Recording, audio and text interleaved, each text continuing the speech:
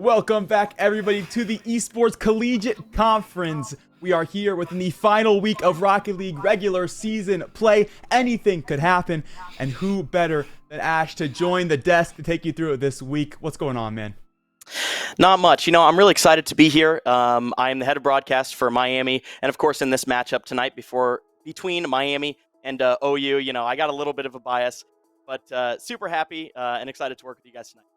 Absolutely. And as a reminder, Esports Conference is sponsored by Nelnet Bank, member FDIC. They're thrilled to support the ESC fall regular season this year, and they look forward to watching the action play out. Now, Nelnet Bank knows the collegiate esports community works tirelessly to bring opportunities to both students and programs as they develop and prepare for their futures. The team at Nelnet Bank wishes the teams, players, and everyone else involved the best of luck throughout this season. Now, Ash, let's get into the nitty-gritty. Let's take a look at where we are in the season so we can really amplify how big the stakes going into this week are. Great. As we start out, the focus of tonight, obviously, we do have the match against Miami and OU. We are in week 7, and there's a lot of teams that are on the line here. Miami needs to win this first series. They are 10-2, or sorry, they are 6-6. Yep. And OU is 2-10. So Miami definitely the powerhouse of this match, but OU could turn it around in a big way. Yeah, absolutely. And speaking of that, let's go to those standings. Let's take a look at where that bubble actually is. You mentioned that we are in what is this final week of round robin play. There are 2 best of 3s to be played today, and that tiebreaker, of course, going to be round differential. How many actual games in each series did you win? So when it comes to teams that we know going into this week are chilling, they can lose everything, be perfectly fine. While State, the 1 seed, haven't lost a single game. Even if they lose this week, they're good to go. Akron, they're getting through. Kent State, they're getting through. NIU, they're through. NEU's through as well. Now, when we're looking at all these tiebreakers, that's where things are going to get interesting, right? NKU, Miami are above the bubble right now when it sits for seeds 7 and 8. But right behind them, Western Michigan, BGSU, both of these teams are still able to send their way in if they get wins today, but they've got to do so flawlessly. And then, Ash, they also have to count on the fact that either NKU or Miami would have to lose 2 best of 3s today. I'm never going to bet against my team, obviously, but you want to paint a storyline. Seriously, Miami have some pressure on their backs to try and clinch that spot. And especially with WMU and BGSU, you need to fight for it this week. Yeah. And those teams need to bring the energy, and hopefully we can see throughout this week that those teams can rise to the occasion. Yeah, absolutely. And let's take a look at where each of these teams is going to be facing off this week. Take a look at what the schedule is looking like for tonight's action. There's 2 best of 3s throughout the night. This is the first of those best of 3s. You mentioned it at the top of the cast. We'll get the Miami matchup here first. It's actually their second game, ironically. We're going to see them against Ohio first tonight. So a little bit backwards on that one, but nonetheless, the U Buffalo CMU game is going to be difficult. That's the squad that needs to win tonight. So best of luck to them. The Western Michigan Bowling Green game, though, I think there's some potential there. Right. Today is today's the day. Yeah. All of these players, I'm sure they are sitting in their chairs. There's got to be some pressure from the fans, obviously, that are tuning in, and those schools are, raw. They really want to win this one, and hopefully they can get it.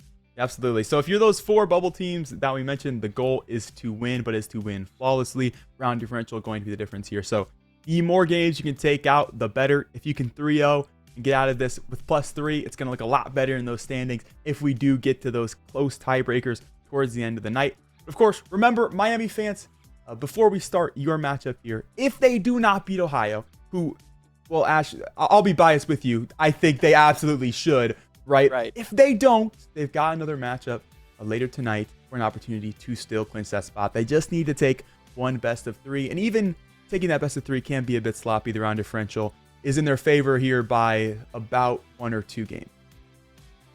Talking to the players beforehand, this roster is, again, a newly formed roster for Miami. Just formed this semester. It was kind of a big mix-up, and we got 3 freshmen now on the team, and a new freshman, Risky. Jack Bruzzi has just subbed in for the last 2 weeks, so he's just new on this roster, and he's really looking for these wins tonight. But just everyone is so fired up. I talked to them before the cast tonight, And I mean, this team, I don't think there could be more energy with them going against OU. So hopefully we can see that 6-6 go into to 7-6 as we get into. Okay. So we got to ask for the insider knowledge since you are there on campus. How confident is this team that they take this W here as we get into it? I mean, I think there couldn't be a more confident team. And, I've talked to a lot of people, even last year's roster.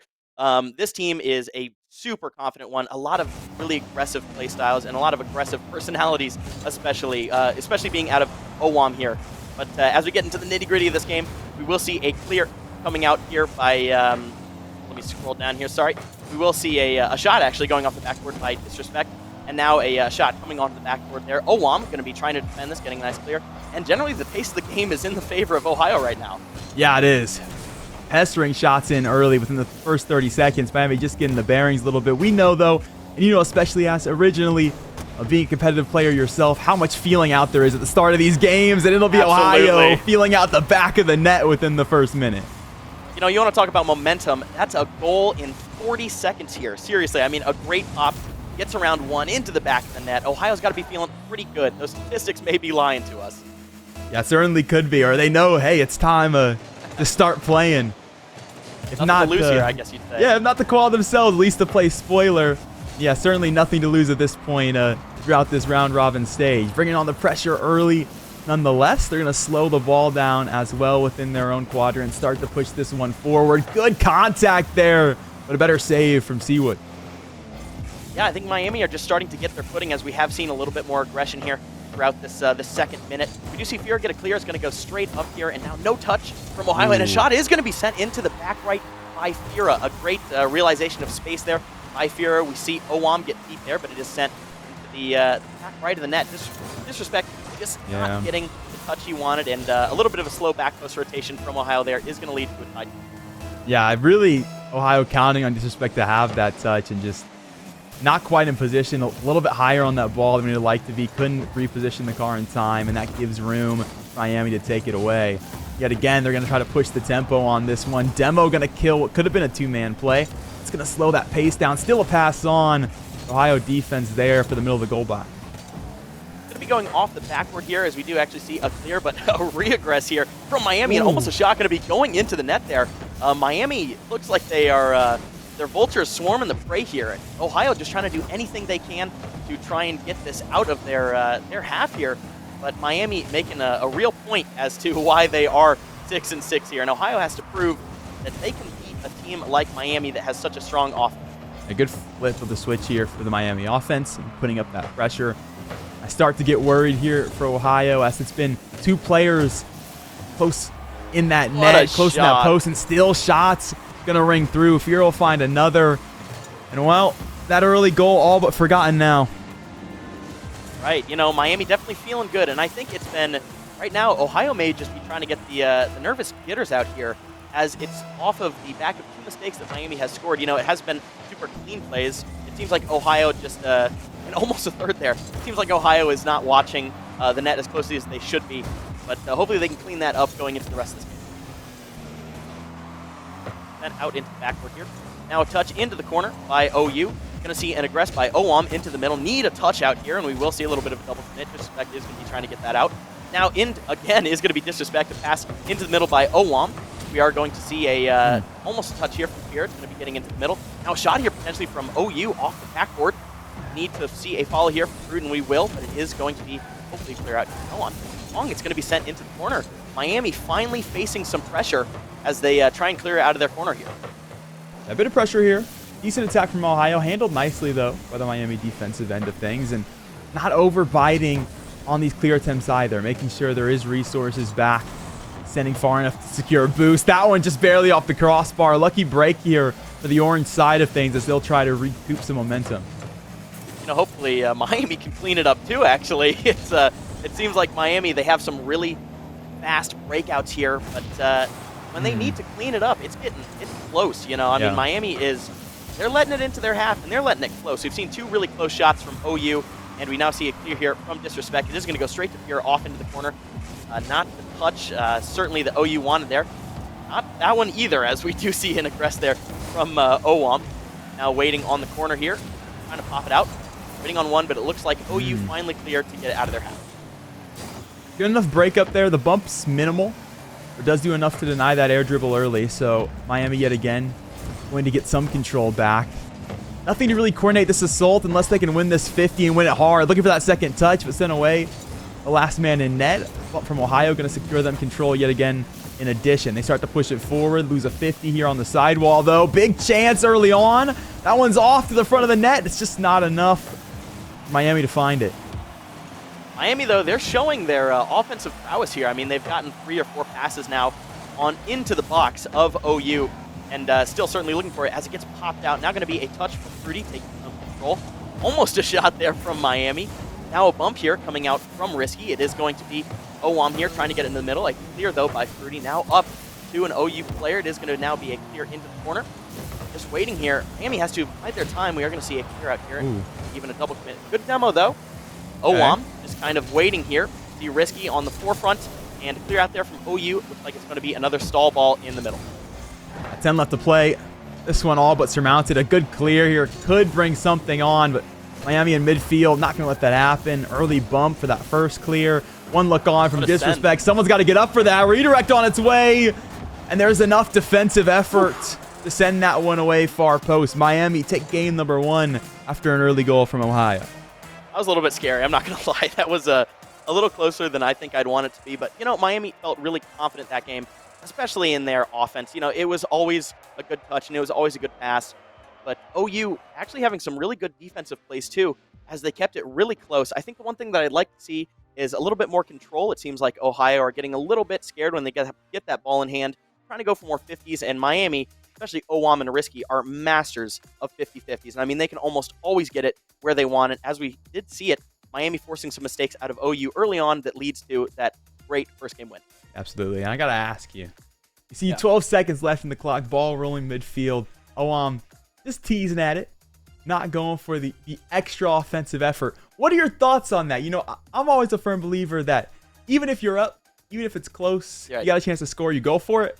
How do you feel about the defensive effort instead?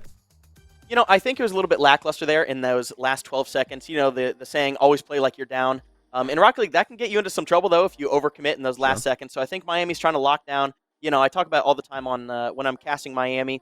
It's the minute drill. It's the special ability to be able to put that ball down, be able to get in a position where it's going to be a stall 50 in the corner, and where you're really just trying to kill all the momentum on that ball and keep it in the mid. So hopefully we can see Miami actually try and implement that and take a game 2 here against OU. Absolutely. They got through by a 1-goal differential, but man, was it closer than Miami perhaps would have liked it to be. Game number 2, Ohio find that early goal yet again. Control definitely not looking in their favor after the early kickoff. It is going to be is that just in? Yeah. All right. It sure is. He is, if we already have that goal differential back, and hopefully Miami can lock it down. You know, last game they did have a solid 3 minutes where they kept it at 2-1 and then ended it at 2-1. So Miami clearly has the ability to play small ball here and try and keep their possession. But OU, you know, they really got to clean it up against a Tier 1 team like Miami. Yeah, that one screamed miscomm to me. Disrespect started on it, turned early. Teammate didn't actually hit it. Yeah, tough scenarios. And great work taking just advantage of what was there. Great pass from Ohio early. Made up for the mistake in droves, I'd say. It's 1-1. Yeah, that is certainly not the touch Fira wanted, as it does get straight up to middle here. And we do see, looks like Seawood's cooking there. A great shot. You know, you got to be able to capitalize on that if you're Ohio. And they did last game as well, so this looks eerily similar, I would say. But Miami definitely going to be trying to clean that up. And I think that one just a little bit of maybe even a miscommunication, as Fira may have expected one did. Hey, I mean, if Fira joins the transfer portal, that's a great pass. Hey, so don't even worry about it. You're so right. You know, 4v2 all the way here. You know, OU as a Miami fan needs all the help they can get against these statistics. But we do see almost another shot coming out there. And now waiting on the side here will be Fira. Waiting for a touch there, but not able to get one. OU definitely not getting the clears they want. Pass into mid here is going to be coming out from OWAM, but looks like Miami playing it safe. Just trying to play, you know, their first minutes here. Not get too over-invested or overcommit too much. Just let Ohio make the mistake and sit back. pass there from Risky. I thought that was in. And just a little bit too far on the post and no one there to redirect that one towards the net. See what's going to put that over the first. Risky back, though, on back post. More than enough to secure it. Push forward for Miami here. Just need another piece of contact, and they've got it now. Little players up the sidewall, though, means OWAM's got to do it alone. Effort on the dump, though, for Fira. That's enough to do it. Easy rebound. Cleaned up the garbage ball. I think Miami is cleaning up what I saw first game, which was they never have that man there middle. They forget to have that player there middle sometimes to get those passes. I think I saw 3 passes go right through the center field last game, but Miami have had that person middle every single time, and that's been a crucial part of why Miami have been able to secure their goals. And almost another one. OWAM taking a shot there. You know, I say it again, Miami has that middle person there, and they're capitalizing. Good beat here in the middle, and just going to get it here. A little bump there. I don't think intentional from OU. But, a great cleanup from OWAM, and that's 3-1. Yeah, ironically, this could really come off of conditioning from last game, and the fact that a lot of those early dumps, early clears from Ohio are coming in the front of their own net. And that worked out last game if Miami never puts the extra man there to combat against it. But in this game, they certainly have. Every time that ball is dumped there, someone's picking it up. And that's creating a problem for Ohio. So got to have some better consideration of where that ball is going after the initial save. It's got to work closer to the corners here. Giving it in front of your own net is really just giving shots away. Exactly. I mean, it's a classic trope in any level of Rocket League that you need to have that standard rotation, those, you know, like a recycling sign to anyone who doesn't know what it looks like. Basically, someone should always be to the left, right, and middle, and Miami right now are doing that flawlessly, whereas Ohio, I think they're just not taking into account that Miami is always going to have that third person there, and they're playing those 50s straight into middle, which I'm really not a big fan of, and, you know, the scoreboard clearly shows it here. Yeah, absolutely. 100%. It's also a basic trope in any level of soccer. You don't put the ball in front of your own net. So we've got all the fundamentals on display here. And another look on. That one's close. Post, but Fira just barely. Got to get an extra lick on that ball. What a double tap. Risky here with a great 50. And like I said last game, Risky and OWAM always setting up for that 50. And it works out always. You know, you're always going to force boost out. You're always going to force possession out. And, you know, Risky and OWAM certainly know how to tailor their 50s to get it in that kind of spot where Fira could just absolutely pop off like that. All right, 2 minutes left to play. Miami slowly starting to show that skill differential. 3 goals the difference here, Ohio. Something's got to change, and it's got to change just about now. I think the big thing is what we're seeing is even just after that goal, I feel like Ohio are finally getting it that they need their offense to be a little stronger. We saw one man go for that redirect 50 that could have worked out for Ohio. A little bit stronger defense, and they placed 2 people there just about a second ago on their last offensive attack. We now see both here with the demo. Needs to get past, going to be trying to put it into the corner for a mid pass. That's mid, but no one there for Ohio. Man, I mean, that could be off the back of that demo, I will say. Thinking about all this extra Miami pressure, it makes it much more difficult for their opponent to be able to get out of their own half. Even then, Seawood's not willing to go help his teammate there. Fortunately, doesn't need to. Schlebeck does it on his own there, beats that last man back. Slows that ball enough to take OWAM, and then another cheeky little tap. That's all it takes. Risky looks like a bit of a misplay there, nonetheless still up 2. You know, that's got to be pretty awkward watching at least I know it feels really awkward watching a player, your last man back, you got to make the split-second position. Do I go for it as last man and risk getting scored on, or do I try and play a solid defense and just try and lock it down here and hope that I can read it? Almost a great offensive opportunity. That would have been so that would have been crazy. Clean. Risky for a shot here, almost. It is going to be Seawood here trying to take it up. Now with some more possession. Finally, it looks like OU getting it. They need to take more possession against Miami. Miami have just been throwing it away on defense and literally just giving possession away that OU has needed to take pretty much this whole series to get up on Miami. So we are seeing them take better 50s, more possession, and that could lead to a goal here in 41 seconds, or 2 goals needed. Yeah, certainly seeing greater initiative from Ohio. I'm sure that comes with the fact that it's do or die in this game. If they want to push it forward, they've got to do so now. The only way to overcome this deficit is indeed to score 2 goals. It's not just going to be defensive effort. Yeah, defender really assisting on that one. A look on from Ohio. No one back for it. Fira stepped forward just a bit too soon. 23 to play. Ohio have brought it back within just 1. You know, I got to say, this is a classic application of what we were just talking about after last game. Miami are playing it like they're losing, which I really don't like. Miami are not leaving that back post player there. Their boost management hasn't been the best. They're going for corners, big pads all the time. And even in this kind of scenario, they're playing a really risky kickoff. just hoping you can get it there. The shot actually coming out is going to be a little bit wide, but Miami, just slow it down for a second. Just leave it. Take those possessions where you just 50 like that. I think Miami finally kind of got it in their head after that last one. They need to do so, and hopefully we can see it wrap up here. 5 seconds with possession, though. We do see a shot coming here from through. Not enough. Going to be put down into the corner, and that's 2-0. That is indeed Miami, a team that wants to win this first game early in the night and wants to win it with a perfect round differential. So far, so good in those efforts. And I got to agree with you. I feel like this is a team that has this opponent disabling offensive effort.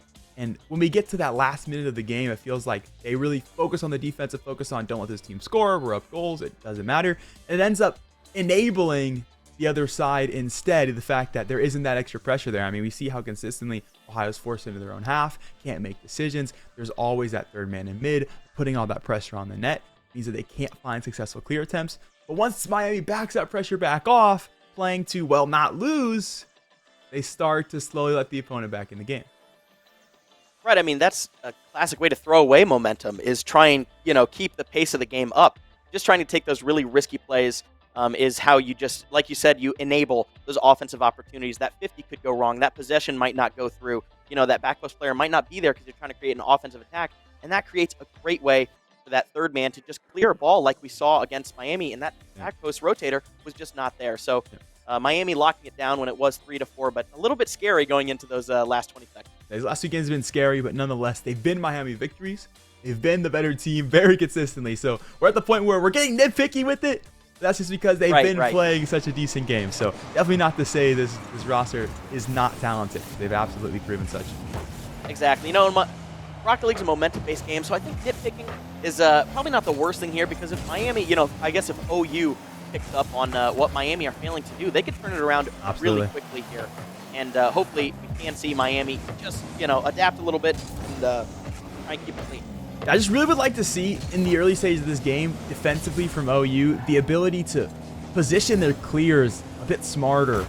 It's one thing to force the effort to find these saves, another thing to consider where the play after the save is going to go. I feel like a lot of the mid-game goals for Miami in game number 2 came off of rebounds, came off of garbage looks that Ohio's just kind of throwing their way, as there's not that extra consideration of what happens after the save. That's actually so true. I mean, that's a great way to explain it. It seems like OU just have, and I think that's really a basic way that we could describe why Miami is taking a little bit better initiative here offensively. Miami, it feels like they care more about where the ball is going. Like we see it cleared out here onto right side into no man's land. That forces some kind of action out of OU, and now we see an immediate follow. It's just Miami are positioning for 50s, for those passes, for those good mid opportunities. Their defense is always there. That is a big skill difference that you will see play out over 3 games. Yeah, without a doubt. This is the longest we've gone so far this series without a ball in the net. I'd like to see that from both teams. Previous longest was what, I think, maybe 10 seconds. So 10 or 20 seconds. So not much of a bar to live up to, but an improvement nonetheless. Oh no. Almost as we curse it. On the second though, yeah. Everyone up from Ohio there. Someone's got to get a finger on the ball to be disrespected to do such a thing. Enough of the bumper into it. We've seen Fiera have 2 defensive mistouches here that has led to a goal in this series. So Miami definitely going to be needing to clean that up if the series does go to a Game 4 or Game 5. I hope the team is, talking about their defensive touches, and especially Fiera's. Not to single out, but when you have 2 times where it potentially leads to a momentum loss completely, you've got to start thinking about those smaller touches that can lead and have a lot bigger implications on the game as a whole. Yeah, and that's really something to think about as we look towards the playoffs, right? They're fighting for what is going to be a 7th or an 8th seed, and in that position, that's them looking at what is Akron or Ball State Esports, teams that are almost undefeated on the season. So it's not just enough to play good. You need to play perfect if you're going to have a victory in round 1. Exactly. And these teams, I'm sure, going into playoffs are realizing that. It's just a matter of practice, matter of VOD review, obviously, and how much time you can put in. We've got teams like Ball State undefeated. I'm positive that they are putting in the hours in VOD review and practice and scrims. I think they're one of the most active teams here. We do see a shot there from Ohio. They finally have at least a 2-goal deficit for the first time in this series. What do you think could be potentially the reason? I think we hit it towards the end of game 1 and 2, it feels like this roster knows they're ahead. They check out just a bit and play with the foot off the gas. And that has led to Ohio being able to creep their way back into matches and now take that concept and bring it into the series if Miami is not careful. Time to get the foot back on the gas. The series isn't over until you've won 3 games. There's still 2 minutes to play. Still plenty of time to bring this one back. They've got to show that extra effort, that extra presence that they were giving us to really isolate the Ohio defense the first 2 games. Right. I mean, again, momentum-based game. Rocket League, I think, is probably one of the most momentum-based esports game. You win that first game, you know, at a 2-0, you've got nothing to lose as a team. So you can really employ all of those experimental things that you've been talking about all series, and that can completely change the form and shape of what a game looks like. You can gain some pretty serious momentum. So the last thing Miami wants is Ohio to get inspired here. And hopefully we do not see that. I'm going to say we've seen 6 different series on our featured broadcast throughout this season. 2 of them have ended in reverse sweeps. So it's not to say it's something new for the ESC, and it's definitely not something new to this broadcast. Right. With newer teams like this, you know, like Miami, it's really easy. They have never been in the spot before together where they have to reverse sweep or they have to make that momentum. They have to adapt quickly. So, you know, Miami also have a disadvantage in that way as a newer roster that you don't exactly know how you can handle that as a team, whereas a team like Ball State who's undefeated, I guarantee you in their head when they get down or when they're 2-0 or when they lose a first game, they can go, okay, guys, we can reference back to XYZ. Think about it this way, you know, don't stress about it. But team on the ESC, you know, just trying to get playoffs. Oh, what an opportunity. Almost. We are going to be seeing a touch here, but like I was saying, Miami cannot have any slip-up momentum-wise here. And that's almost one in the net there for Miami. Caught. Chance for the clear. Disrespect going to play that one very early. Shut down that initial clearing lane. Has a chance to put the ball towards the net. And if not, to score an additional goal here for Ohio, they're killing so much extra time. That's another 15 seconds away from what would have been 30. Miami almost have to score right now and then win off a kickoff. This one just about wrapped up for OU. Another chance out the corner. With just that 5 seconds remaining, certainly can call it now. Ohio, a chance back in this series in Game 3. Yeah, you want to talk about a gateway. That's exactly what I didn't want to happen halfway through that game. You know, I saw that first, and then that second goal, it was like, whoa, whoa, whoa. Let's pump the brakes here. Miami hopefully are not going to be spiraling, you know, with that momentum. But hopefully Miami, we have seen in the past that they do clinch their Game 5s if it does get there. I don't want to jinx it, and I don't want to get there. I don't want to get there either. You know, we could make it a nice clean, 3-1 right now. You know, unfortunately we don't get that clean 3-0 record. But Miami certainly got to stop the momentum here. And OU looking to be that freight train to try and get to a Game 5. Yeah, here's where we get into this difficult scenario of, you mentioned newer rosters, newer players, especially younger players. Well, I guess collegiate players are kind of on the older spectrum with like the typical esports age. But nonetheless, you're looking at players who have possibly checked out momentum-wise a tad. And when you check out, the hardest thing to do is check back in.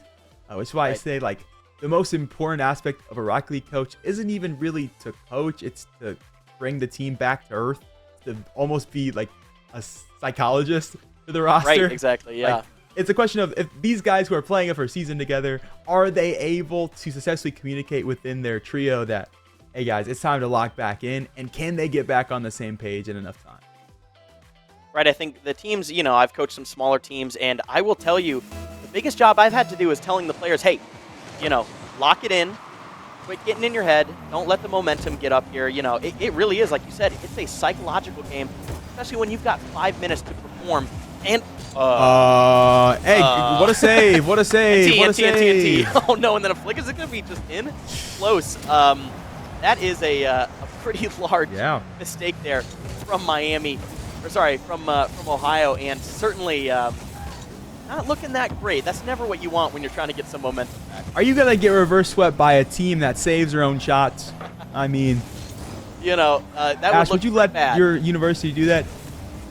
Well, you know, as their caster, that would be really disappointing. I'm not going to lie, to watch that pan out. But, you know, at what point can you just say, good job, OU? You know, we got to face the harsh reality here of Miami almost just let one in, and they are kind of getting stuffed here when it comes to possession and offensive opportunity.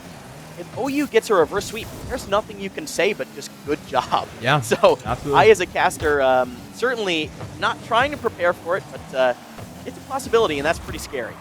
Especially as this OU confidence has started to build. They're starting to work greater opportunities for themselves. We've seen a lot of opportunities come off of just Miami defensive error. It leads to just a one-man play to beat somebody back. But now we're starting to see the passing lane open up for OU. We're starting to see opportunities created from this team. Really double commit from Miami. Can Ohio capitalize off this one? Not quite. They're going to slow the ball down, though. Have some spacing, awkward bumps. Nothing really off of that one. That'll reset the ball. It's going to be a drop down. Ooh, Yeah. Almost a shot there coming out from Miami. And it is going to be off the corner here now. It's a really awkward bounce, but a good 50 going into the corner. Looks like it's going to be a 50 from OU going into the other corner, playing some small ball here with possessions. But Miami now needs to take a shot. It is going to be risky, putting it into the back of the net here. And finally, Miami may have regained some mental fortitude here in this game 3. Hard to see on the replay there, but that comes off the bump from Fira. There's a back post rotation on its way. Fira gets enough of the nose in to disrupt that one, puts the defender just far enough away from presence on the post, can't quite get that save. I think the biggest thing that, if I'm Miami's coach and we're going through VOD replay, the one thing that I would have liked to see more is bumps out of Miami. Sure. And especially, it seems like OU have not been, they've taken a lot of risks when it comes to, like that, you've got a last man that's just there in the second. And if Miami were able to get that demo, like they have not been trying for all series, then that would have just been in. I think a lot of goals could have been successfully put through here from Miami. They would have just looked for those physical opportunities a little bit more. Yeah, especially when you almost always offensively, when you're firing on all cylinders, have an extra man up. That one, we won't even talk about it. I mean, the replay can speak for itself. Yeah, that was a quite the clear coming out of Fruity, and then just a Miami player getting chased. He actually was getting chased in the corner there, but still not an excuse to jump so late. He probably had 3 car lengths between him and that OU offender there. So it's really only fair if you think about it. After the own defensive effort from Ohio, that one coming off the kickoff, right. Ohio will sneak away another. Risky getting it a bit too far back on the car, and Fruity just stepping in. Yeah, great reaction time coming out the striker to find that one. Good speed. You got to wonder if they calculated that. There was so much speed going into that kickoff. OU need to make some kind of radical changes to their offense, and that is what we've been seeing. Maybe they're calling, we want a fast kickoff, trust that it's going to be close. They got to try and put down Miami's offense some way and get those touches. And you want to talk about a callback. Miami's offense have been, they have not had their third man there. I don't know if you've been paying attention to that, but they abandoned their third man being there. It hasn't been there for 2 out of the 3 offensive plays in the beginning of this game, and it's resulted in some balls that have just basically went to mid and not been shot. So Miami, have they abandoned that more aggressive style, and will it cause them some pretty serious pain here in the series? Shot on that one. Oof. Saved by Fruity. That most recent goal scorer. I think we got a good mix of the two going on, right? Where Ohio have the extra momentum, so they've been a team that's been able to push forward a bit more. That means Miami have to rescind something to have extra effort on the defensive end of things. But it's that question of, is the reason why Miami's rescinding actually that Ohio is playing more aggressively, or is it the fact that the way they let up at the end of the games makes them feel like they are? I think that's. I think you gotta. That's a tough. Like, are they over-adjusting? I guess is the question. Right. I mean, I think that's accurate. Miami are maybe trying to adapt a little bit too much here and really getting punished for it. I think Miami trying to, it's when you get into that mentality of it's just one more, or we can end it right now. That's when you start losing. And that's a really tough mentality to get out of. And when you're at Game 5, you've lost all of your momentum. You've lost your results. And as we say it, that is now a tied game in the last second. But Miami need to clean it up here and now. I think OU, I'm going to call it right now. If it gets to a Game 5, OU takes it. You call him the 50 master. Wins a 50 there, puts that one in the net. 45 to go. Well, Miami, your own fan and caster has stated that you guys will lose if you go to Game 5. So hey, you got 40 to win. I love being proved wrong. I think that's my favorite pastime is being proved wrong. So we can see if Miami can prove me wrong once again here, but almost in the net there. And OU has a really great offense going here. It is going to be off the corner. Now if you're trying to get a touch, it is going to be a pop there out of Risky. Into the corner, Miami look a little scrambled as we have 3 in the corner, and OU looking for a cold, calculated offense here. It is going to be a control here from Owamp, getting over 1, not the 50 with 2, but now put in a no man's land. That's a lot of time. Miami, and now with possession here as well, and a flip. What can we see? Oh, almost a 50 coming out from Fira. We are going to see Owamp now trying to get one here, but no, it's a beat. OU have a shot here. They need to get a pass, and it is going to go in the back bottom right corner with 2 seconds remaining. OU take that crucial goal that could take us to Game 5 here. I Brutal. mean, just brutal. GG's. That's a beautiful play. Hey, it's not over till it's over. That you is said a it earlier in the beauty series. of a pass. On Miami. Need the kickoff. No. Kind of got it. Hold on. No boost, though.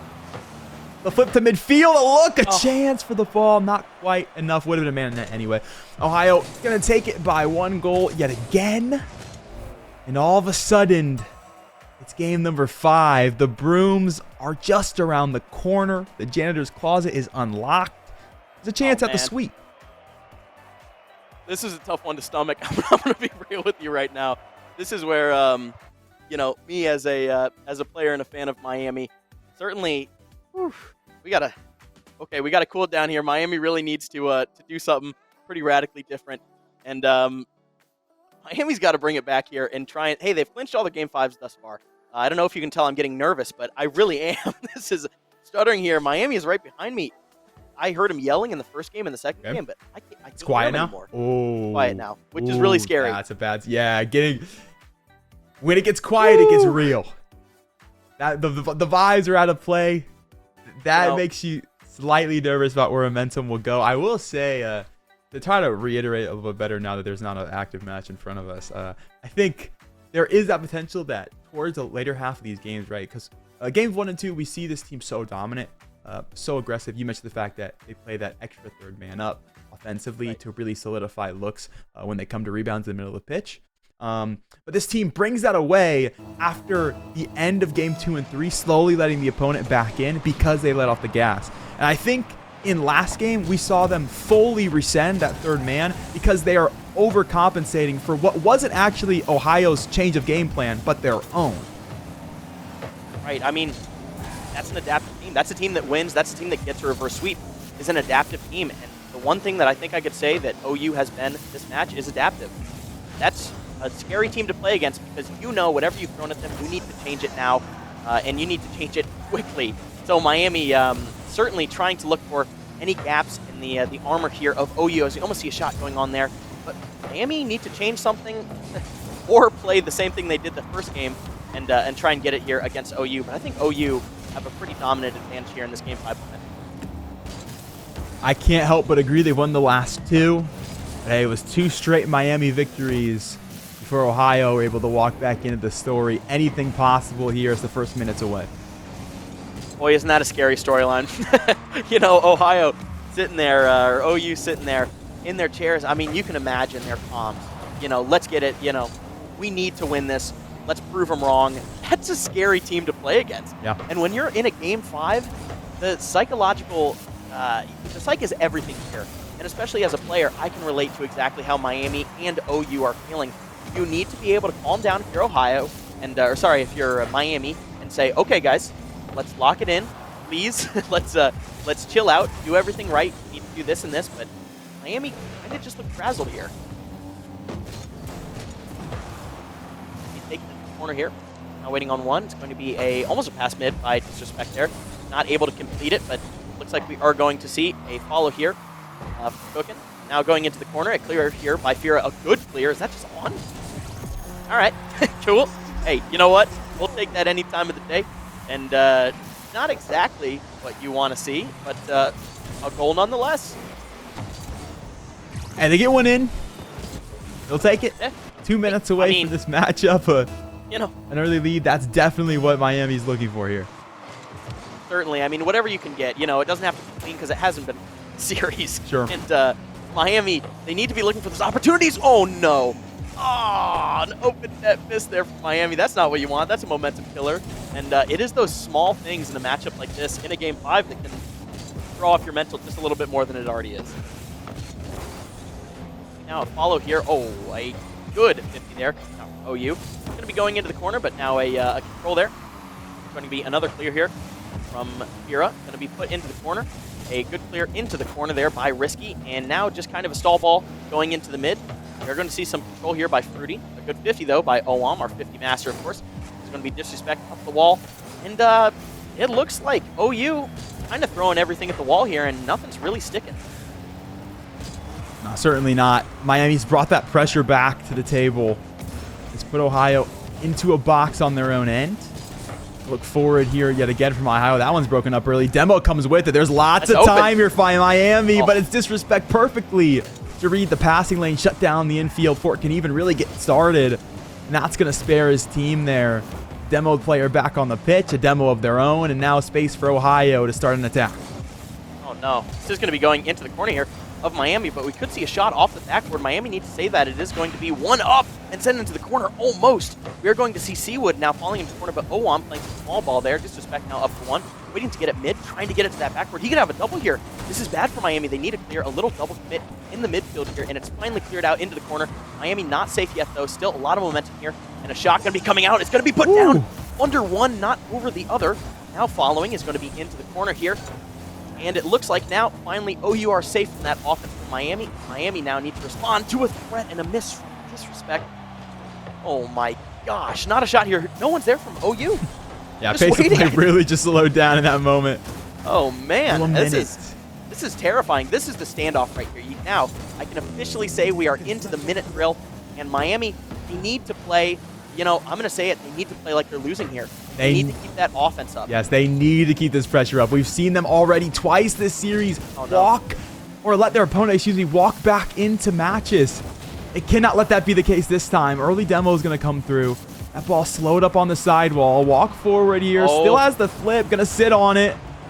To the teammate in the shot field. From Owam, and it's open. What a pass and shot there. Now 2-0 in this game 5. What an air dribble there by Risky, and I think even caught the Disrespect as the guy on the backboard, that back post defender, just waiting on that fast shot, just put behind him. A masterclass and a great offensive team play from Miami, potentially what they needed to secure this series. 2 goals of difference now, Ohio. And they play spoiler to what could be a playoff run for Miami. As this squad came back from the depths, denied the reverse sweep, and put themselves back out of harm's way. Just need to take this series, and that should be enough to solidify them for the night, regardless of how that second best of 3 goes. OU doing what they can on their side of the pitch. Nothing putting through. Miami going to send it away. One more goal for the road. They'll take it. Fear will bring it in with 1.6 to play. Miami, stay alive. That is exactly what you want to see. You know, what a flick there. I don't know what to say. I'm speechless here. This is pretty much the dream scenario if you're a Miami fan. That momentum getting to Game 5 and then watching them clinch their 3rd straight Game 5. I love it. Good job, gentlemen. But Miami, you know what I think they really cleaned up is their offense. We saw more offensive opportunities from Miami there than we did, honestly, in, I think, the past 2 games in that reverse sweep. Miami were always looking for it. They're always trying to find that opportunity. You know, they always had that mid player there to get that offense. Always looking for 50s. A culmination of exactly what you want to see if you're a coach. And Miami take it 3-2. Yeah, great to see the team back to full strength when it mattered the most. The question was, is this newer roster, players that haven't gelled as long as some of the other members of this conference, are they able to find momentum back when they are against the ropes? Certainly have. And can you blame them for wanting to keep it close for you, Ash? They knew you were on the broadcast today. They just wanted to give you a show. Hey, they're right behind me, you know, and after that Game 5, after that Game 5 ended, erupted behind me. I mean, it was just, I can hear them through the glass, and they just screamed, "Let's go." You know, even though, you know, their spot could have been taken away from them right there from OU, and to have the guts and the gumption to really run it back on a Game 5, that's seriously exactly what you want. Good job again to the boys, and I can only wish them the best. Yeah, without a doubt. With that said, we've got one more series, the Battle of the Michigan Squads, in just a couple moments. Should be anywhere from 10 to 20, hopefully ready for you by at least top of the hour. And we'll have an update on where standings sit, who's clinched now, where the matchups still lie, all when we get back. Don't go anywhere. Got paying for college on your mind? Don't worry, at Nelnet Bank, we're with you, offering easy co-signing and flexible repayment, plus knowledgeable help when you need it. Nelnet Bank can help you get wherever you want to go. Visit nelnetbank.com/undergrad to see how. So my name is Billy Kaler. I play for the University of Toledo Esports, and my gamertag is BillKill. Why I chose to compete at Toledo is because, first of all, I was here academically for business and engineering. As far as esports goes, it's a relatively new program with a lot of younger guys in the program and on the teams. And there's, again, also plenty of other older seniors and juniors around the organization as well. So a good group of guys and a great school to be at. I have been playing for Toledo for 3 years. I'm currently a junior. My first year, when I was a freshman, I was on the club team. And then for the past 2 years, I've been on the varsity team as a captain. And I think we've taken massive steps forward the past 2 years and also since 2021. I'm hoping that we'll definitely improve the next couple of years, but I think we've taken massive steps forward in terms of improvement, in terms of performance, in terms of, bonding with each other, taking a lot of big steps forward. My favorite memory has to be freshman year when I was first introduced to, esports and how it works through collegiate play. Just building those tight connections, my freshman year especially, I think is like my best memory. The most important thing to me about the program at Toledo is the community engagement and connection. There's over 700 people in our organization and community. Obviously, not everybody is going to be playing competitively in ESC or other leagues, but we still do campus-wide events and tournaments. We do a bunch of watch parties for ESC, and then we also have the streaming side of things that I love being a part of, organizing the streams, watching the streams, even sometimes commentating and casting. So it's definitely like the community engagement across hundreds of people and meeting hundreds of people is probably my most important thing about the program here at Toledo. So competing in the ESC means like connection and representation for, our school at Toledo. I love representing our school, what it stands for, through streams, just through play, as well as the competitiveness of the competition. Like the love for esports, this is as close as most of us are going to get to professional play. So to play in a very good league like ESC, to play against very good schools, it's that competitiveness as well that drives us forward to improve. In this league is one of the best at that. So calling it right here, Akron upset when they play us. I'm Eric Jackman. I go by Rickles in game and I play for NKU. I chose to compete at NKU just based off circumstance. They actually didn't have a team when I chose to go to NKU. I was actually one of the founding members of the team. They just started the program and I happened to hear about it my first semester there. My favorite memory for sure is qualifying for CRL with my teammates Pig and Toasty. The energy was insane. I think we had a few overtime goals to win that final series and we were all just so hyped. The thing that means the most to me about NKU's program is the sense of community that we have. We don't have the same resources that some of the more established programs have since we're a newer program.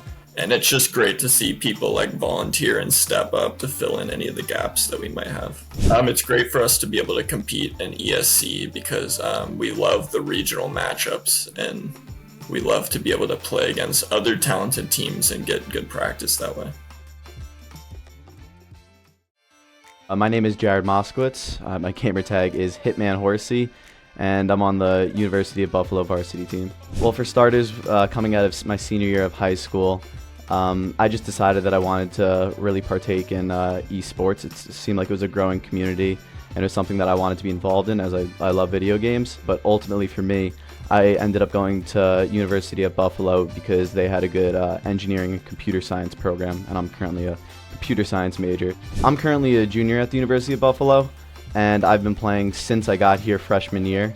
First semester, I was immediately on a team, and it's always been a fun experience. I mean, at the end of the day, you are competing for your school, so you do want to try to take it seriously.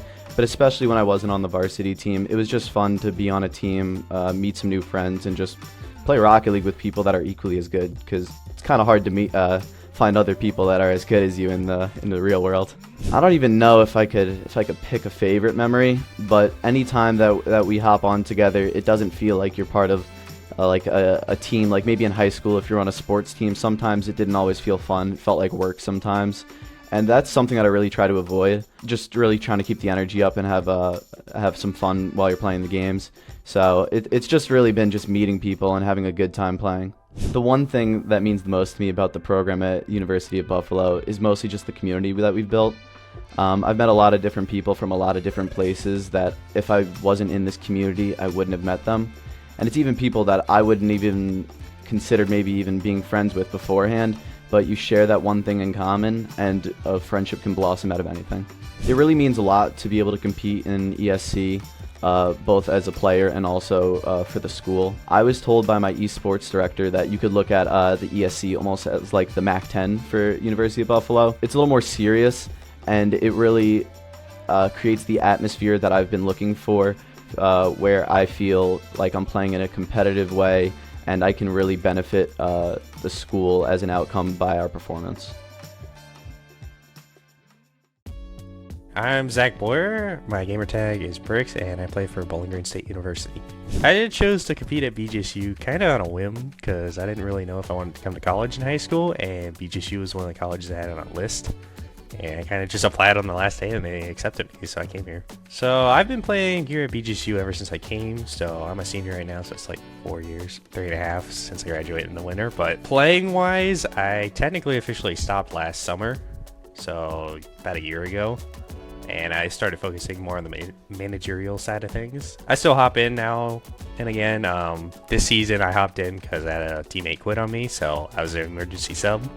So that's the only reason I'm playing right now, but I do a lot more of the managerial stuff for the teams. One of my favorite memories playing on a team was definitely last fall, which I was still kind of a sub, but I still played. We played Akron. That was back when like Buzz, Tristan, Reticence, all of them played. Game 5 with Akron. So that was pretty cool. I mean, usually we didn't do that well against teams of that caliber, so pretty memorable moment. One thing that means the most to me about the program here at BGSU is definitely the community. Being on the managerial side, I definitely meet a lot more players than most people do, but I just love the community. Everyone's super helpful, everyone's super friendly. It's just really tight community that's really fun to be a part of. For me and the team to be able to compete with ESC is definitely a huge step, and it's definitely helping us grow as a program. We've play a lot of high caliber teams across every game. Right now our Valorant team's actually doing pretty good. It's really helped us grow and get experience playing against higher quality teams and really just grow the program, learn from these other colleges, and really help me increase my network because I talk to a lot of people, so it's definitely been really helpful for the program. Shout out to my esports director Ben for letting me play and do all this managerial stuff, help him out with stuff. And shout out to the program and the university. I wouldn't have decided to actually pursue an esports career if it wasn't for the university giving me the opportunity to compete. Got paying for college on your mind? Don't worry, at Nelnet Bank, we're with you, offering easy co-signing and flexible repayment, plus knowledgeable help when you need it. Nelnet Bank can help you get wherever you want to go. Visit nelnetbank.com/undergrad to see how.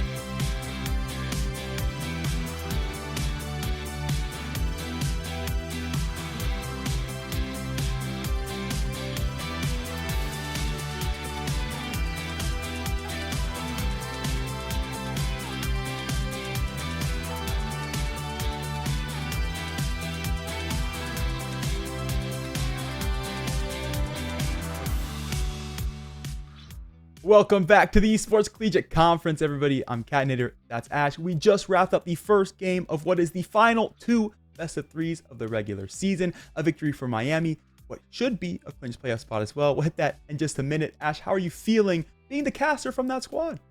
You know, I'm feeling great. It was a little bit scary getting to a game 3, but getting 3-2, you know. Ohio got their momentum back, which is definitely a little bit frightening. But in the end, we take it. And in a little extra message here from Nelnet Bank, the ESC Fall 2023 season is sponsored by Nelnet Bank, a member of the FDIC, who knows exactly how tirelessly the collegiate esports community works to bring opportunities to students to develop their future. Thank you so much, Nelnet Bank.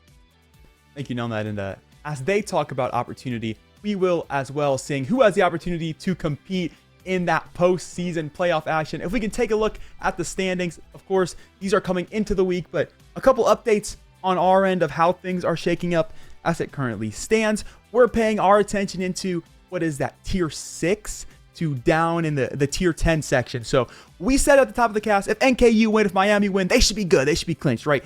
Miami pick up a victory. We saw that one live on stream. That puts them in a 7-6 position, a squad that should definitely be making their way through. NKU's matchup, on the other hand, is rescheduled to next week. So we're waiting on what the results are going to be for this next matchup, which obviously I can't give you results of a game that's going to finish in an hour. So we'll see how that goes for them. But on the other end of things, WMU, a team that I do believe picked up a victory, that puts them over that 8th line. For BGSU, for CMU, both of those teams lost, which means they have no way to get to 6. Because they cannot get to 6 wins, they are unfortunately out of the cutoff line. So the line is going to sit at getting yourself at least 6 regular season wins, as WMU also won their matchup today. That means that what you're looking at on your graphic in terms of seasonal standing is still accurate. Ball State should come away as the first seed. They are sitting at 12-0 right now. Zips under them at 11-1. All of that seeding can switch up, but we know for a fact it will be Ball State, Akron, Kent State, NIU, NEU, NKU, Miami, and WMU into the playoffs and into the postseason. This next game coming up against WMU and EMU is going to be certainly an exciting one, but does not mean too much in terms of who makes it to the playoffs and who doesn't here. It is a bit of a seeding game, but it is going to be definitely, like I said, an exciting one. You know, we see EMU can't really fight for anything right here, but definitely going to try and make their stand, make the standings a little bit cleaner, and hopefully put up a good fight to WMU. Yeah, absolutely. And you mentioned a seeding game for Western Michigan, a team that we see is sitting at the very bottom of that standing right now for seeding going into the playoffs, but has the opportunity to shoot above 3 rosters that are currently sitting at the 6th spot. So they're able to take a 7th with good round differential. Who knows what happens? So they're a squad that's going to be looking for a 3-0 here. And, no disrespect to their brothers on the other side of Michigan, on the east side. But, hey, guys, you're 2-10 or 11 on the season. Western Michigan, I expect them to beat you. You know, and I mean, well, let's not talk about, those statistics if we're going to try and reference last game with Miami almost losing. So, I don't think we can say anything yet, and I've been proved wrong, I think, more tonight than I have probably before. But I think just for standings-wise, it looks pretty grim for EMU. But coming out the gate, we will see some good pressure here. A save is going to be coming out from Corbin here. A save is going to be getting off the backboard. Yeah, we'll say it. Yeah. We do see a going into the corner here from Corbin, a nice little pass. A little bit of throwaway, but we see Mason here going to be trying to control the ball. Now Witch Doctor is going to be trying to put it mid here. Some control, actually. Going to be trying to get that 45-degree flick over one. And Corbin getting a touch onto the outside, but will we see a shot? Oh, a misplay there. Mason. Yikes. That is going to be a bit of a misplay there. Hey, we're only a minute into the game. Not even a minute, a little over 30 seconds. It's all good. It's all good, West Michigan. Get your bearings. I get it. You just played a tough series. It went down to the wire. In fact, the reason why this match is starting a little later is because of how long that series ran on for. So, hey, I get it. You had a hard time. You took your time against Toledo, making sure that squad couldn't qualify in. Now you got to, reset a little bit. Right. I mean, again, it's all about that momentum. Getting that first goal is pretty crucial here on the basis of momentum. And if WMU loses it here first game, it doesn't matter what the standings are. It just matters what the series score is. We will see 1-1 now here with a moment down. Yikes. And that momentum thrown away. Unlucky. All right, the squad's back. J-Bar just barely maneuvering that one past. That's a great look, great control. But that ball is just in the air. You see a lot of times, a lot of players will drop that one early. Like, I've done all I could do. J-Bar still putting in all the boost in the tank to redirect that ball, get it just enough past the defender there to get it into the net. So that'll tie up the scoreline. All holds barred can be forgotten about on the early part of this matchup. Plenty of time to play throughout this series still. Right. You know, it's going to be certainly a tense one, I think, as we could tell from that first minute. And maybe you could draw it up to not luck, but a little bit of shakiness coming out of here from WMU. But I will say their defense here, they don't have a last man back, and it is going to be passed over the net here, almost down, but a nice 50 coming off the backboard there. A follow there is going to be coming out from WMU. It's going to be off the backboard here. Almost a shot coming out from Corbin, just going to be missing, being beat by Mason off the backboard, now being sent to the middle here. Good touch by J-Bar, though, and potentially a shot coming off the wall here. We do see a shot from WMU, not enough to connect, and the offense is picking up here. Yeah, certainly is. Just as the pace of the Cavs moves forward, the pace of play from WMU certainly translates in addition. Witch Doctor tried to take extra time on the bounce dribble. Redo going to catch that one pretty early. I look for K-Money. This one a chance at the double. Couldn't quite get the tire on it. Was looking for that silky smooth soft touch. Couldn't find it. Redo there in the front of the net. Shot yet again. That one goes high. J-Bar going to push that one away.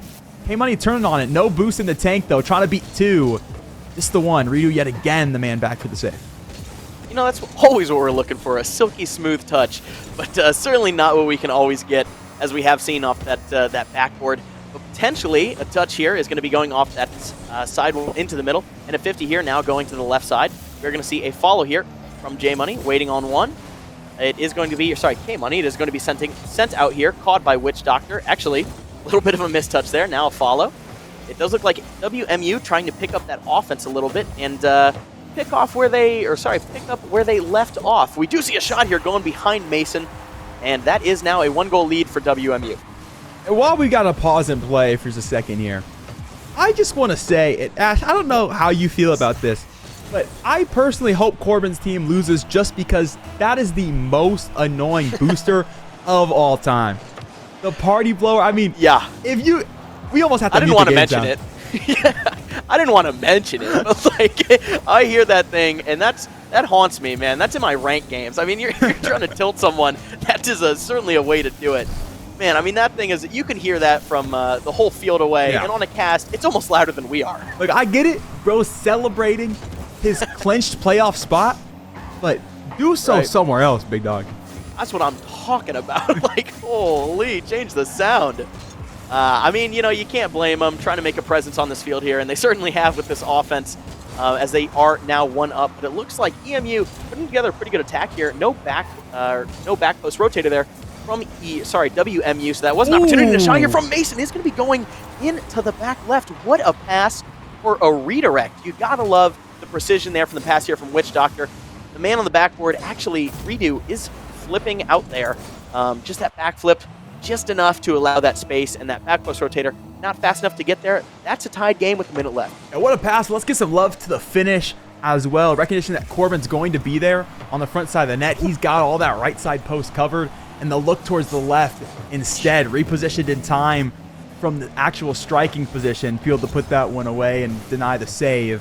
That was a close look a moment ago. Saw under me, didn't quite come through. That one yet again went close post, but this time not quite enough to seal the deal. So WMU still in a tied scoreline with Eastern Michigan boys. K-Money had a chance at it. Ball's too far though. Look back up, hard redirect off that ceiling bounce, and not enough for Witch Doctor to find. Corbin now going to be trying to take this. Waiting on one. What a fake. Waiting on one. That 50 is going to be going to Redo. Almost a beautiful fake there. But a 50, is this going to be put in? Is anyone there for EMU? Getting around it, and that's going to be just put into the corner. You know, as a former ones caster myself, I got to give him credit. The zero boost 50 into the around here. I love that. I thought he was actually going to wave dash to try and get around the ball there. But, you know, you got to love that he has the control to not wave dash. I mean, if that's me, I just wave dash right past the ball, and I'm not able to slot it in that back corner. But A great shot there from WMU and an awesome ones play. Definitely respect it here to get one up on the board. Yeah, absolutely, and you see a lot of players crumble under the pressure of, I've got no boost here, I've got to make something happen, and just recognition of that. He's got the space, he can get it done. Good job, Corbin. Blow the party horns. The game is saved. We got to shout bro out for that one. I mean, that was pretty sick, I'm not going to lie. To dodge the demo coming off of that backboard and then to immediately reorient your car for that save, to get it popped up and enough to get that clear, that's pretty crazy. And especially coming off the back of that ones play, I'm sure WMU are feeling pretty hot going into the second game. Yeah, absolutely, and great showing from the mechanics. You mentioned that ones play. Everyone getting involved for WMU. It's goals from all 3 members of the roster. I feel like we almost trend to positional Rocket League in collegiate. There's always one player who's back. In this case, it's been Redo a lot of the times, but the fact that Ryu's able to have what was a sequence of 4 or 5 saves as the back post player, and then also be able to make a ones play like that towards the back half of the game, shows you the depth of this squad, shows you the reason why they were able to clinch, and so far have the opportunity to look for additional seeding going into this series. But when it comes to pace of play, mechanical play between both these rosters, it's feeling pretty evenly matched to me. I would say so. I mean, with the scoreline that's only 1 in a differential of 1 in the scoreline, you got to give them credit. EMU putting up a pretty serious fight for what their stats portray here, and WMU maybe trying to clean up some mistakes there. But I can't say, it wasn't like it was 2-0, then 2-2, and then 3-2. It was a consistent game the whole time. 1-1, 2-1, 2-2, 3-2. Just a super clean showing of adaptability coming out from EMU that, honestly, I really wasn't expecting that first game. Yeah, absolutely. And the way that EMU are keeping up with the team play, in addition, it's not just solo efforts from the squad. We saw a fantastic look off the sidewall and an even better finish coming from them as well. So not breaking down to what is a statistically better roster's faster pace of play, but really taking it into their own. That one coming off the post. Lucky break for EMU there, so cleared away. A little bit nerve-wracking there, as it does obviously just get sent out of the outside of the goal. And luckily for EMU, no one from WMU was there. But, WMU are creating these opportunities that are just blaring here that EMU have got to start responding to. It's like we saw last game.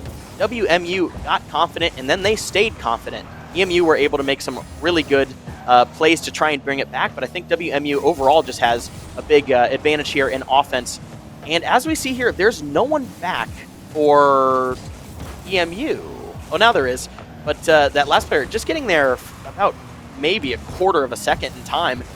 EMU maybe trying to send that third player for offensive opportunities here. First shot from Corbin does push him farther back in the net, though. Bound boost.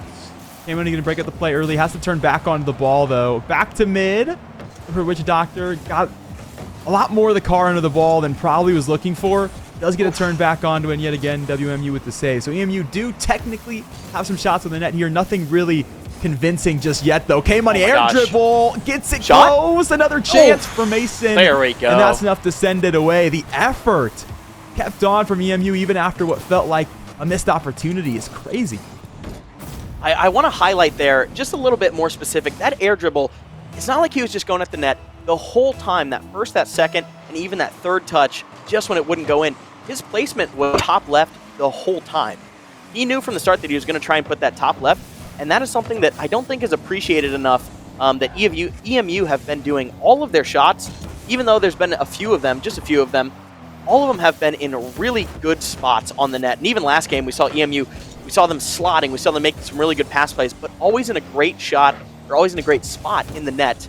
And I think that might be potentially a sleeper factor why EMU may be making some moves here on the seeding game. Oh. Wow. Well, my bad. Thanks a sorry. lot. I'm so sorry. Michigan fans mauling in the chat as they currently Actually, speak. so true. Witch Doctor trying to make... J-Bar. Looked like Witch Doctor tried to pull out a Corbin save there, as he did go straight up and straight down. It's just that WMU able to put it below, so maybe learning from their own technique. J-Bar really has him in the chokehold there. He either looks for the demo, recognizes that Wish I was going to jump over, and then flicks the ball to the crossbar instead to get it back to his team. So great recognition from WMU, and a easy look for redo on this one. Corbin going to break up the 50 pretty early. Was going for an additional touch. Wick Doctor sets up for a touch that does not come. If his teammates there, that's just good communications and good capitalization for opportunity. Right. I think something that that we mentioned last game, and that I highlighted this game, but actually now is a detriment to that goal, is EMU are really sending that third man forward. You know, I was speaking about it, and then they didn't get punished for it, and it was close. They almost got punished for it twice, but they've got punished for it twice now, having that third man all the way up. And it's a good strategy, but it's also a very scary strategy when you have a team like WMU that is able to capitalize on it. You know, it's great to point it out, but it's even greater that WMU is able to find that and capitalize on it. Lofty ball from J-Bar there. Nothing quite converted out the corner. Redo comes in hotter than anticipated. Does manage to win the 50, though. Gets it back forward. K-Money has to make a play. He's going to push it away. Corbin's going to slow up the pace. That's a demo, that other defender, though. WMU, no choice but to slow the ball down. Redo's done just that. Couldn't reset his flip. In trouble in the midfield. EMU with another chance. Now getting sent out here by J-Bar into the corner. A little bit of ping pong here, but a shot actually coming out, not able to be put on by Redo there. Is going to be getting around the middle there, but now EMU have to make it safe here. Ooh, not the touch that the WM want there. Now a split-second save going to be coming out from WMU, getting put into the middle here. Mason looking for a touch here. Is going to get beat on that 50. Now sent out to mid. A good touch there by K-Money into no man's land. Is going to be picked up by J-Bar here, though. Oh, okay. A little bit of a whiff there, but now some possession. Almost coming out there from Corbin. Boy, every call that I say possession, they just lose it immediately. Yeah. I got to stop saying that word, man. Yeah, EMU have really made this an awkward pace of play for the last couple minutes here. Just the fact that they've been playing on the ball so much quicker, they've been turning around so much faster, and it's cost them what is going to be this goal here. Trying to get up and personal with WMU, trying to suffocate this team, but it's those missed touches that are starting to present themselves with how much faster they're trying to play. I think a great thing, a great piece of insight that I learned when I was in the competitive scene was never play Hope Rocket League. Never hope for a 50 to go your way. Never hope that the opponent will lose possession. Never hope that the speed of play will get to where you want it. You know, I think EMU are like, they've got that third man up all the time, and they're just praying for 50s to go their way. They're playing some pretty serious Hope Rocket League and getting punished for it consistently. And I really would like to see, hopefully, in the next game here, I would love to see EMU clean it up, try and play a more fundamentals-based game, and maybe try and just slow it down a little bit, take their time with more possessions, because they clearly have the one's mechanics to do it. They just need to start implementing a little bit more confidence in those mechanics and hopefully not betting on 50s so much. Yeah, without a doubt. They're a team that's shown us they can slow the pace down and work together as a unit. And there's another example of such a thing. As said, yep. Yeah, the ball slowed down. 50 avoided nicely by Mason here. Recognizes the timing. Cool touch. Beautiful touch to K-Money. Perfectly placed. 20 seconds left in this game. Doable. Gonna be tough, though. Kickoff so important. Now, WMU have to take a page out of Miami's book. Just slow it down. You know, just try and slow it down. Try and keep it in your possession, obviously, and don't let EMU take too good of a shot here. So we do have 10 seconds left. Now in the possession of K-Money, going to be trying to get one. Is going to be getting one. Not the best he wants, though. Down to middle, we do see a shot coming out here, and a dunk from K-Money. What a play there to tie it up at 3 seconds now, 3-3. A beautiful team play. That comm was perfect. Be there for the pinch, and Witch Doctor able to make an astounding comeback play. The blockers out. EMU not giving any room for that clear to go. No choice but to send it into a world of hurt. EMU able to find one. Still a chance to put this ball up. Corbin going to send it to the ground. It's overtime for the first time tonight when it comes to game number 2 of our second series.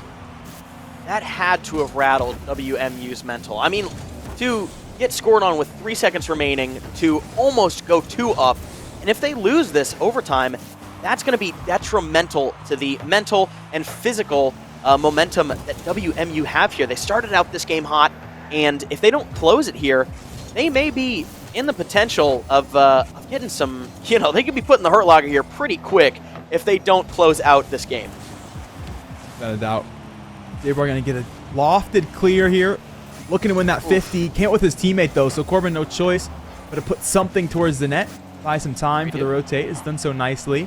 K-Money's put this nice and high. J-Bar a chance on it. Teammate here in midfield. This is a dangerous attempt unless the ball goes corner. It's played nicely by EMU. They avoid danger early. A chance now for their own. Fight in midfield. scary now here, actually, for WMU. We do see a possession. What a fake, but Corbin jumping for that fake. That pre-jump, so much more time there. I know, yeah. I feel like if you just let it go to ground there, oh, wow, and almost a shot going on. But I would have liked to see a little bit more patience there from Witch Doctor with that one play. That could have been the game right there if he had just kept it to himself. Door was open, and no way. Suddenly WMU a chance. That's going to be a double touch to the midfield. No one's home for it. J-Bar to set up. All a bit far. Gets back to the ground. Flipped over. Oh! And there's a touch from Mason, but it's not enough to get that ball away from the crossbar. WMU, they take it to OT, but they do manage to find the second game victory.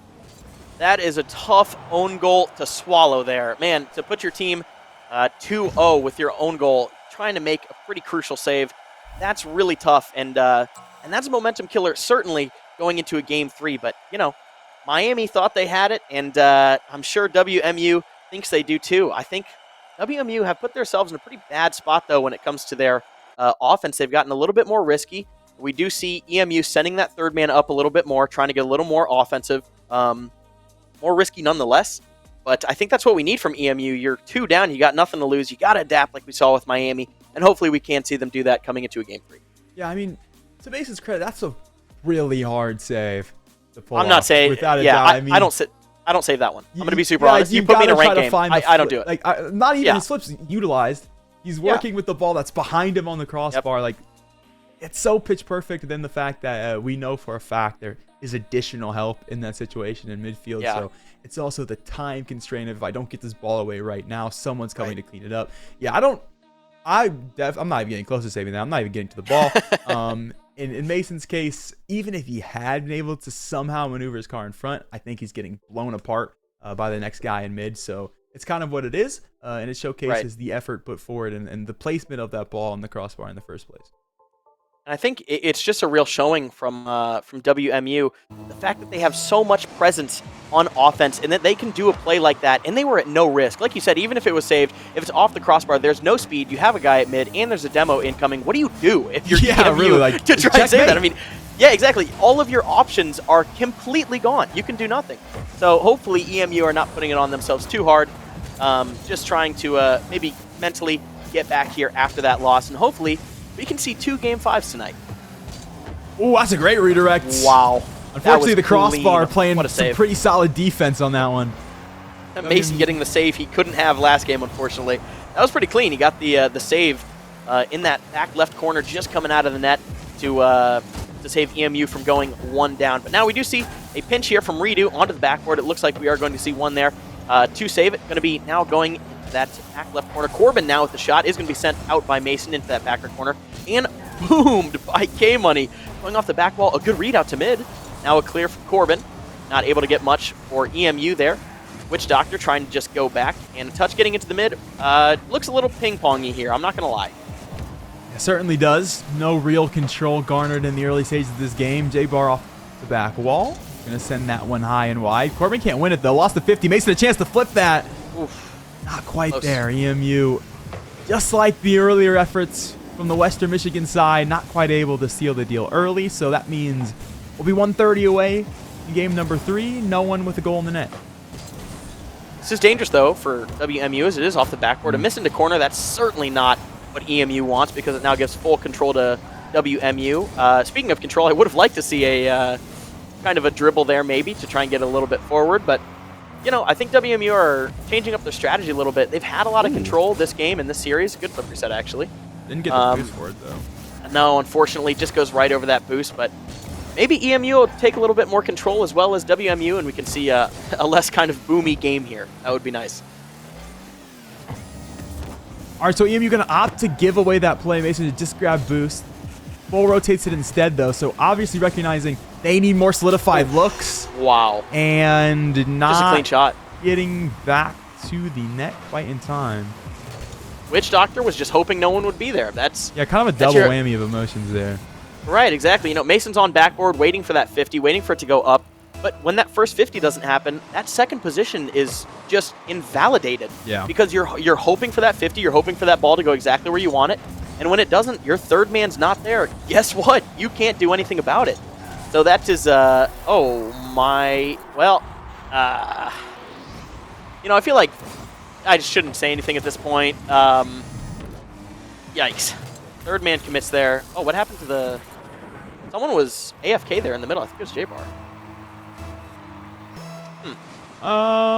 Maybe a technical difficulty? Someone was AFK in the mid there. Yep. Yeah, it will be J-Bar. Yep. I'm glad I saw that. Yikes. We're just going to continue on with 2v3 here. Good job by Mason. I don't know. This seems a little weird. I'm not quite sure what the direct verbiage on it is. If it's He lost connection. EC after first goal, if it's just rock with it or not. Maybe. Oh, that's actually a really good point. Based Just on the taking current pace of the play, I six think mans we're are out. just rocking with it. So, Okay. Yikes. great situation for EMU, I will say, but I do believe Yeah. they have the opportunity to reconnect after this game. So, Oh, they can't reconnect during. it's Really? almost like, well, they reconnect during, but I mean, like, we'll get a pause for them to reconnect. Okay, gotcha. That's what I mean. Yeah, Like, yeah, yeah. We don't have RLC's admin, so it's not like we can, like, pause the game right now. Yeah, yeah. Okay, gotcha. But otherwise, they're on the penalty kill for the next 2 minutes. All good. Up 2 in the series, so this shouldn't be that detrimental. And then it shouldn't kill momentum mentally that hard either. It's kind of like yeah, we lost, but we're playing Right. with 2 people in a game made for 3. You can kind of laugh it off at that Yeah. point. You know, it's like, and actually, it's a really good mental boost if WMU can just keep it at like Just win 2-1 this. and lose with that.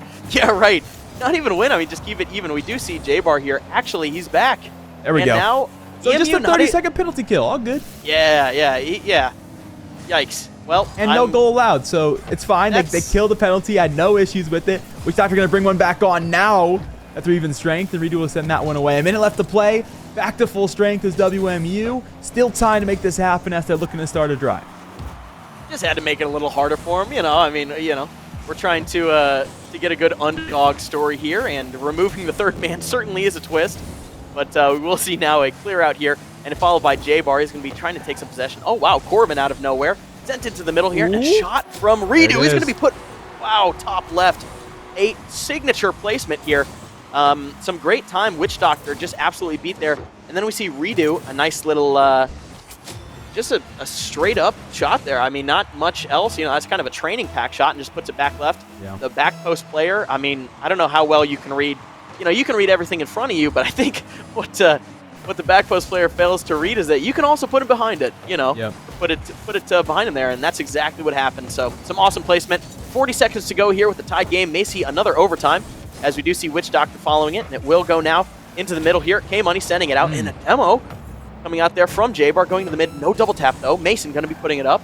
Now taking into corner here is going to be J-Bar. Does get the boost, going for one. Not the touch you want. Getting to middle, though. A beat here from Witch Doctor is going to be in.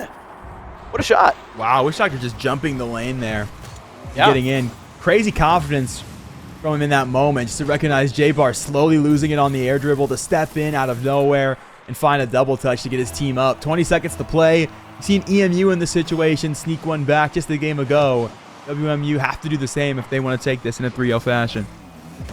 Certainly. I mean, WMU, they obviously have the potential, as I actually didn't see Witch Doctor there. I thought that was just straight up in. We will see now a pass mid here, but it is going to get sent into the corner. 8 seconds left, and WMU not in a great position to try and get a counterattack. Now stalled in that corner, small ball being played. It is now still up. J-Bar is going to be popping it, but can he stay with it? Possibly low boost here. Going to be getting it middle. It is going to be almost a shot there, but now Corbin has to catch up with it, and that's going to be down. What a game there from EMU. EMU just barely holding on to that one. The effort from Witch Doctor can't be understated. Snuck in just at a moment's notice for their second goal of that matchup. Solidifies the deal for them. Played so much more aggressively in this one, which originally, the early part of that game was costing them with players not in the back of the net. But when it comes to the later stage of the game, that extra momentum also helpful for getting more looks on the net. Right. I mean, you know, like I was saying, I think for WMU, you can just push it off to unlucky. You know, connection issues. It is what it is. I really don't think the mental is too shaken here for WMU. And to even just lose, you know, by 1 in that kind of fashion is, you really can't blame them. You know, I mean, it's what it was when they lost a player. But EMU certainly thanking the lucky stars here.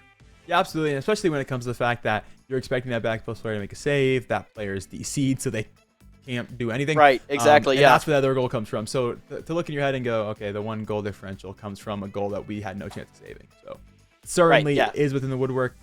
They show us that they can also come back and score even after getting that player back in the server. It all looks well. This is a team that also knows they are qualified in playoffs, regardless of how this series goes. Their opponent is not, so they get to flex that over them already. And they still have the chance to work for this seeding here, because it really is possible that it won't even be the round differential that makes a difference here, but simply just having the extra series one.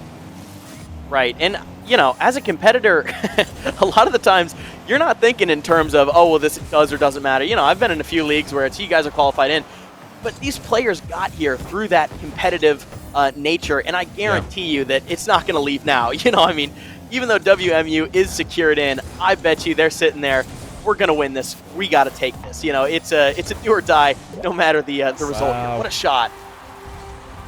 Corbin puts that wide as he can. 2 players back in the net, neither of them able to get to it, both stuck on the close post. They make contact, but not nearly enough to send that ball away. Back post rotators just kind of stuck on top of each other there. You know, I mean, not the cleanest we have ever seen from EMU's defense there, but almost in. I think EMU, they have a little bit of lag in their rotation, which, you know, it's kind of hard to quantify lag in your rotation, but we've seen it a few times where EMU have had some players in a little bit of sticky spots. They're just kind of on top of each other. We've seen some double commits, and that can lead to a game loss really quickly. What a shot. Hey, no funny business. WMU looking to end longer. this. Yeah. Yep. They want to go home. First 50 shot. seconds away. First 2 goals in the net. Yet again, it's your favorite, the top left corner. Right? You know, WMU just nowhere to put it. I don't know what else to tell you. I will say, though, yet again, even better exemplified, the net of EMU was clogged up with players. You had the back post player was stuck and couldn't jump because second man was in his way on the net. The first back post just didn't rotate fast enough, and that ended up in a goal. The second man just got beat, and back post couldn't do anything, so it completely invalidated the position. EMU getting punished for the same thing twice. Have to make the annotation if they want to continue this series. Look on for redo. That one's contested very early. K-Money going to avoid the contact here. We'll give the ball to Mason instead. That gets cleared away in corner early. Another look on. That one doesn't get outside the reach of Corbin, so is able to clear yet again. WMU is going to take a demo, going to greatly inhibit any effort on the offensive end for EMU, so much so they have to just cut ties, rotate back for this one, and try to play another clear. That's causing issues in midfield as Redo going to win a 50. That'll push the ball in for a deeper period of time. That'll start Boost here in the corner now as well. A look to the midfield. J-Bar had an opportunity at Switch Doctor to break it up off the ceiling. A player who's been good in the front of the pitch. This time it's going to go high and wide. Too far off that post. Not enough to get a goal. We'll see Mason kind of throwing it into the corner there. Now is going to be a 50 coming out from WMU. Now looks like J-Bar with a great beat. This is a sticky situation for EMU, as all we need is one WMU player to put it down. A great demo. It will be saved by Mason, but put in by Corbin. An awesome defensive attempt by Mason. Look at this, through the boom cloud. I mean, man, what a save. Certainly not what he wanted, and kind of bobbles around on the goal line there, but man, an awesome attempt. I think Mason's the defensive GOAT for this this series. Yeah, those are 2 great saves. Unfortunate that this WMU offense just does not stop coming. There's always another man back to try to put that ball in the net. Got the first 2, but the third was enough to put the dagger in them. That's now this team up by the same number, up by 3 goals. 2:30 left to play, only halfway through. Possible for Eastern Michigan, but they've really got to take control. Right, I mean, there's still a lot of time. You know, I mean, 2 minutes and 17, I wouldn't forfeit this in a ranked match. 3 goals could be. You could get a kickoff I wish goal, the rest and of then the community agreed with you. yeah, actually, you're so right. I All of really my wish ranking, people thought like yeah, that. that's understandable. Ooh, a double here is going to be followed. Wait. All right, vote Okay. FF. all right. is. It's clean, it's clean, it's clean. Next game. Now I would forfeit this. Yeah, I was about to say. I see that vote to forfeit flag go up, and it's 2 out of 3 right when I press it. So, Game. yeah, next game. But there is no next game if WMU keep this lead. Yeah, at this point for EMU, you got to play off the fact that you let this team get to 3.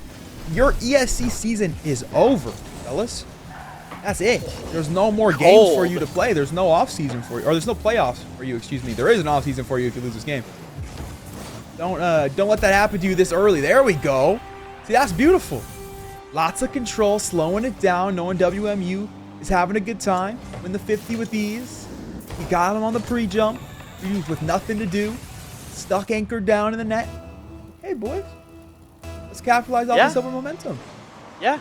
And that one goal really could change the series here. As, like I said, potentially a kickoff goal here almost is going to be going in the way of Mason.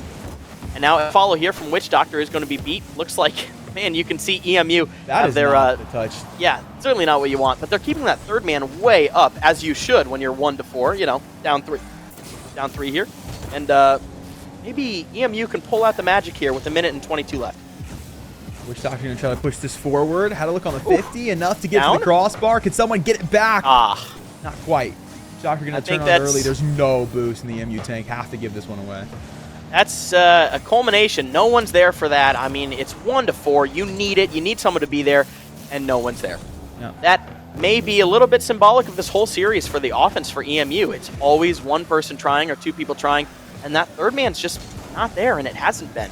Which is, that's a tough pill to swallow considering your ESC season is indeed over, as you said. And a shot just to put the hurt...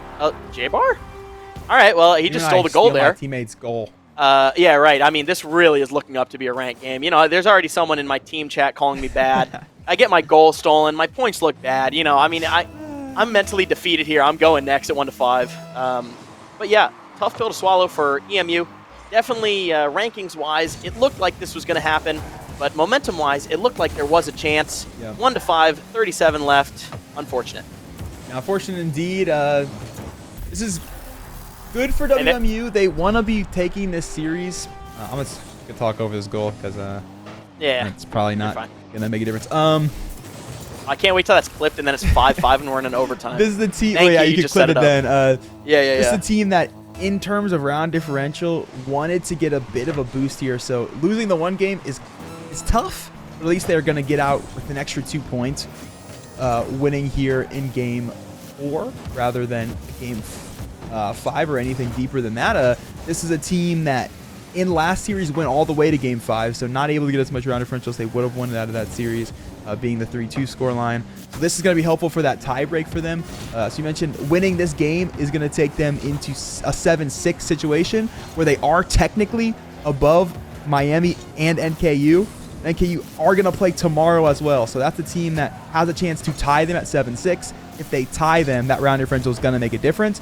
As it currently stands, the round differential between these two teams is only 2 games. Yeah, and K-Money leaving there as we actually do see another goal from EMU. But it's curtains. Nothing left. WMU walk out with the W here. A better round differential. Like you said, they certainly probably didn't want to drop that first game. But still, a stellar finish here for WMU, even facing the adversity of losing a player halfway through that third game. But what can you say? You know, that's it. Curtain has been called. EMU wasn't going to make playoffs anyway. But WMU, they're happy. They're walking away. It's been a great night of Rocket League. Yeah, it's been a great night of Rocket League. The teams that were sitting on the bubble rose up to the call, recognized they needed to get the job done to solidify their positions, and have done just that. And the teams sitting right under the cut, teams that wanted to sneak their way into the glorious postseason playoff bracket, well, today was not their day. And unfortunately, as you saw in the opening schedule, there are no more regular season days. It's not going to happen for them. We've got our top 8 solidified. Those 8 going to be, once again, we'll see Ball State, the undefeated squad. The Red Rivers have been a menace all the way through here. Try to beat them if you can. Akron Zips, Kent State, NIU, NEU, NKU, Miami, and Western Michigan all clenched for what is going to be a fantastic playoff bracket. Yes, it is. I mean, we've got some really strong teams here. Ball State, obviously, with an undefeated record. I mean, you've got the raid boss sitting right there at the top of the scoreline. No one could take a game off him all season. Didn't matter if it was, playoffs or not, serious or not. Someone's always hunting for a win on Ball State, and no one able to get it. And, Akron only dropping 1 in this regular season. The playoffs bracket, it looks like, as we thought from the standings tonight, that, maybe statistics might determine it, but in this playoffs bracket, anything can happen. Sure. I'm very excited to see how these teams adapt and how they rise to the occasion like they did tonight. Yeah, without a doubt. Keep posted for all that action as it does unfold. Much love to everyone in the chat for tuning in throughout what has been a fantastic 7 weeks and a makeup week of regular season action and featured broadcast. Got the Sliggy in the back end of things, as well as all of the staff for the esports conference. And much love to Ash for stepping in today. A fantastic caster. If you want to follow Miami through the rest of this bracket, make sure you are checking out their broadcast, as Ash going to be providing the soothing sounds over there. And of course, got to give love to Nelnet Bank member FDIC for supporting all the players throughout this season. When it comes to the playoffs, we'll see you soon. Stay connected. We'll see you next time. Thanks so much. Got paying for college on your mind? Don't worry. At Nelnet Bank, we're with you, offering easy co-signing and flexible repayment, plus knowledgeable help when you need it. Nelnet Bank can help you get wherever you want to go. Visit nelnetbank.com/undergrad to see how.